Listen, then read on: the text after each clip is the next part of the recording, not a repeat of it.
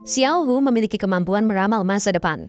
Dia tahu wanita cantik di depannya sedang minum kopi, akan memilih untuk bunuh diri karena kegagalan investasi tidak lama kemudian, dan memilih untuk bunuh diri dengan melompat dari gedung. Namun Xiao Hu tahu jika dia bicara akan dianggap gila, maka dia meramal masa depan beberapa orang di sekitarnya. Barulah dia mulai bertanya padanya, apakah kamu baru saja melakukan investasi proyek? Bagaimana kamu tahu? Segera diatur.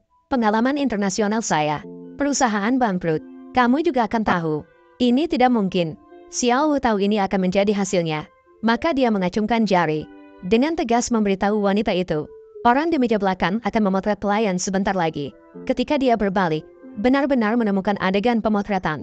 Namun wanita itu masih tidak percaya padanya.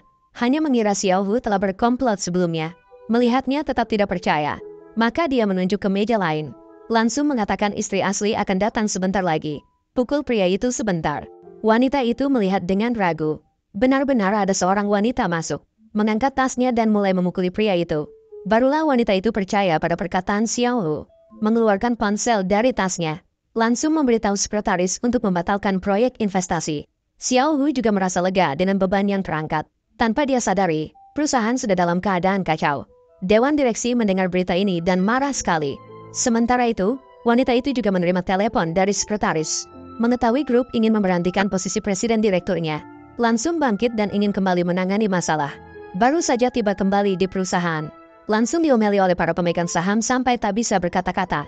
Hanya dengan satu kata dari Anda, langsung membuat nilai pasar perusahaan terjun bebas puluhan kali lipat. Masih banyak mitra dan beberapa dari kita. Anda sungguh berbakat, Qin Peng. Saat awal Anda mengambil alih perusahaan, kami menolak. Namun, melihat Anda mencapai beberapa hasil, kami pun memberikan kesempatan pada Anda. Namun tak disangka setelah Anda mengambil alih perusahaan hanya beberapa hari, Anda membuat kesalahan keputusan sebesar ini. Apakah Anda harus memberikan penjelasan kepada kami? Keputusan investasi mereka punya alasan. Ada seseorang yang memberikan petunjuk, mengatakan bahwa melanjutkan investasi akan berujung bencana. Saat itu seluruh perusahaan kita akan hancur karena dia. Kami menarik investasi sebagai langkah cut loss yang tepat waktu. Para pemegang saham langsung bangkit mendengarnya, menunjuk hidungnya dan mulai meluapkan kemarahan. Wanita itu masih ingin menjelaskan, namun diinterupsi oleh para pemegang saham. Langsung mengatakan jika tidak memberikan penjelasan kepada dewan direksi, posisi presiden direktur ini tak perlu lagi dipegang. Lalu berbalik dan pergi. Wanita itu dengan pasrah duduk di sofa memikirkan strategi.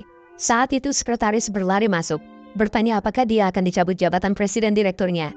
Apakah benar-benar akan mencabut posisi presiden direkturnya? Ya, mereka semua tidak percaya padaku. Lalu, apakah kamu sendiri percaya? Saya juga tidak tahu. Hal ini cukup aneh. Saat itu aku terbawa emosi. Aku pun percaya pada kata-katanya. Sejujurnya, sekarang aku juga menyesal sedikit. Jadi, apa yang harus kita lakukan selanjutnya? Haruskah kita menghidupkan investasi lagi? Sudah terlambat. Proyek ini, saya adalah proyek yang diincar oleh semua pasar. Begitu kami mundur, orang lain akan masuk. Saya rasa kita tidak punya kesempatan lagi. Kamu keluar dulu ya. Saat wanita sedang memikirkan cara menyelesaikan masalah, orang kaya generasi kedua meneleponnya, menawarkan untuk membawa kontrak senilai 1 miliar sendiri. Selama kita berdua bekerja sama, masalah pemegang saham perusahaanmu akan teratasi dengan sendirinya. Wanita bingung mengapa dia ingin membantu dirinya. Namun, orang kaya generasi kedua langsung memberitahunya. Alamat sudah dikirim. Malam ini pukul 8, jangan sampai tidak datang. Wanita tanpa berpikir panjang langsung pergi ke janji temu. Sementara pria muda saat itu sedang bermimpi. Mimpi aneh melihat wanita menghadiri pesta.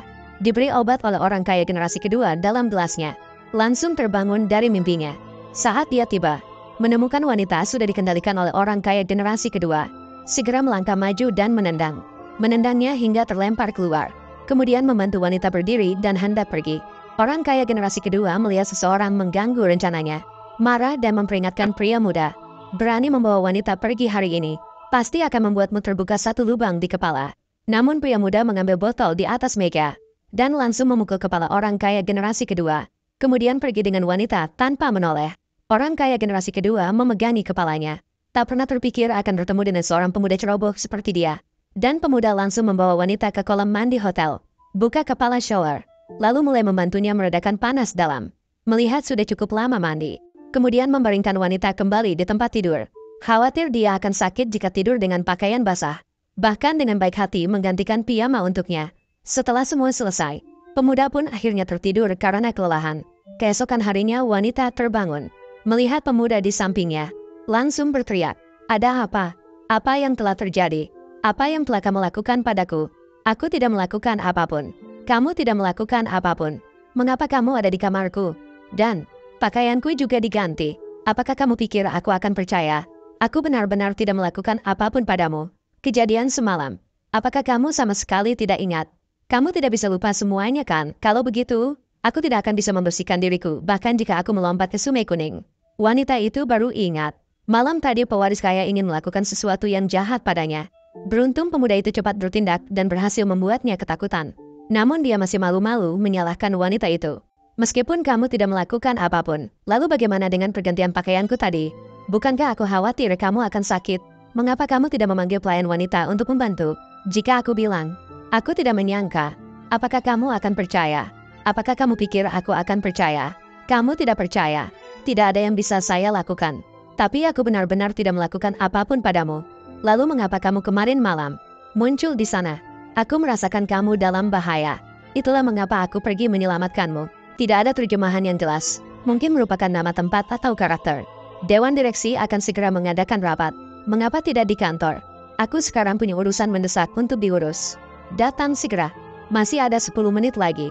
Kamu urus sendiri. Maaf, aku mau menyilah sebentar. Rapat darurat Dewan Direksi. Mungkin karena saya mencabut investasi, mereka ingin mencopot saya dari posisi manajer.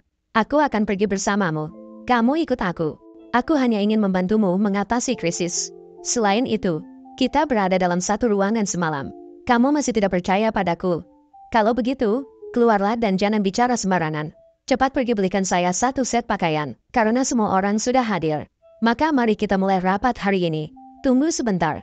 Semua orang sudah hadir, tapi ada beberapa orang yang tidak terlibat. Haruskah mereka diusir? Dengan begitu, Chan Sao, sepertinya kamu bukan anggota Dewan Direksi juga, kan? Haruskah kamu juga dianggap sebagai orang-orang yang menganggur? Saya diundang oleh Dewan Direksi untuk membantu. Kamu mau bersaing dengan apa? Saya juga diundang oleh Miss Chu untuk membantu.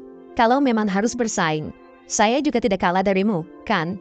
Kamu ini pikir kamu siapa? Kamu mengerti tentang urusan Dewan Direksi? Masih berani bilang datang membantu?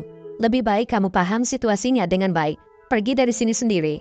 Kalau tidak, saya akan panggil satpam untuk mengusirmu. Buang itu untukmu. Urusan Ding Xing Group.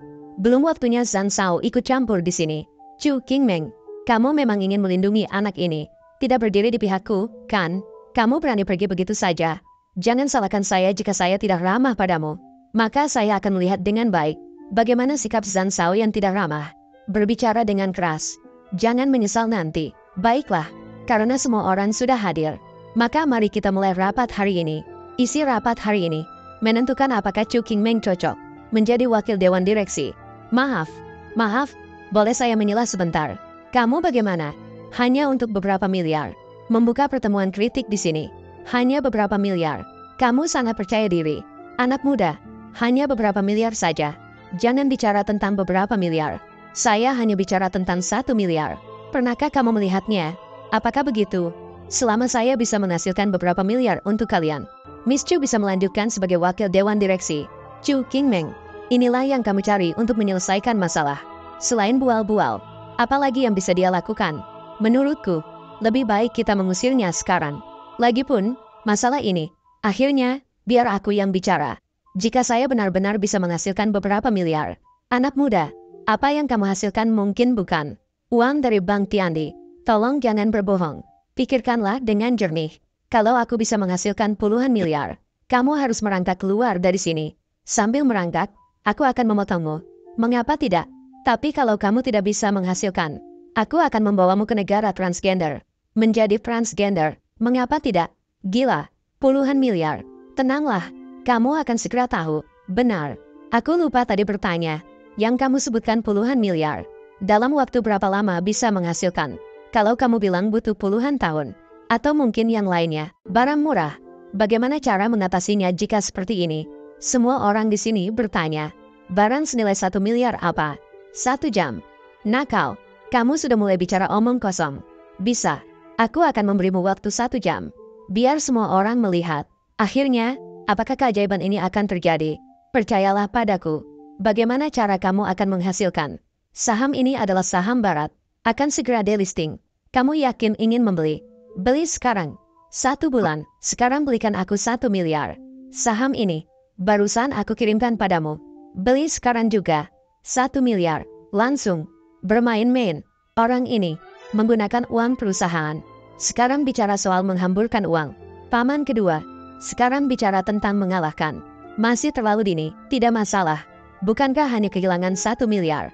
Aku bisa memberikan uang ini, tapi aku punya syarat. Zhang Sao, apa syaratnya? Silakan katakan. Kalau 1 miliar ini juga kalah, saya ingin. Zhang Minghui, jangan terlalu berlebihan. Jika tidak bisa kalah, lebih baik menyerah dan mengakui kekalahan sekarang. Jangan khawatir, Nyonya Cheng.